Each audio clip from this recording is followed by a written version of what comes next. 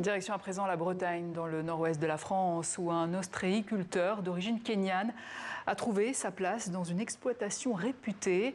Le jeune de 28 ans est épanoui au contact des huîtres. Au cœur d'un hiver glacial, il est devenu l'un des piliers de l'entreprise familiale. Reportage de notre envoyé spécial, Paul Boyer. 7 h du matin et moins 1 degré au thermomètre. Walid Chelonga connaît ses tâches à la perfection, comme tous ses collègues bretons. Les fêtes de fin d'année sont terminées, mais le travail est toujours intense. Il y a les huîtres qui s'appellent le fin et le spécial. Et du coup, là, c'est ce qu'on passe, c'est les spéciales.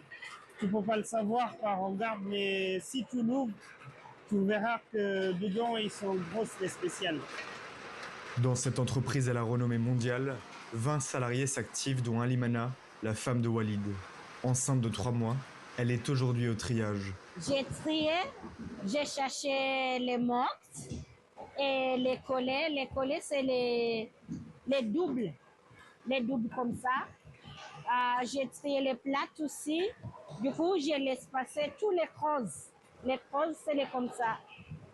Ici, il fait froid. Kenya, il fait pas froid comme ça. Walid Chelonga, originaire de Kibera, le plus grand bidonville de Nairobi, est arrivé en France comme jeune homme au pair grâce à un programme d'échange.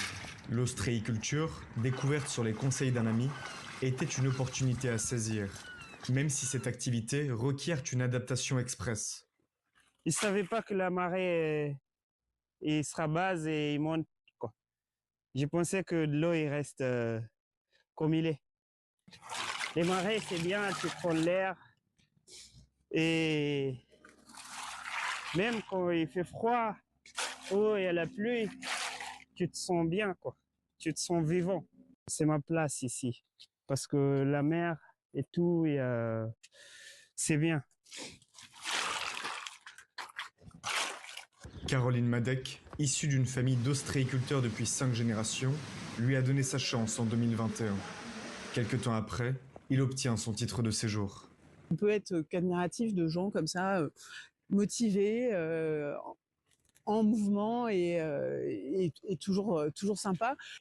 Ici, je vois beaucoup de Français travailler dur et on a des étrangers aussi qui travaillent dur aussi.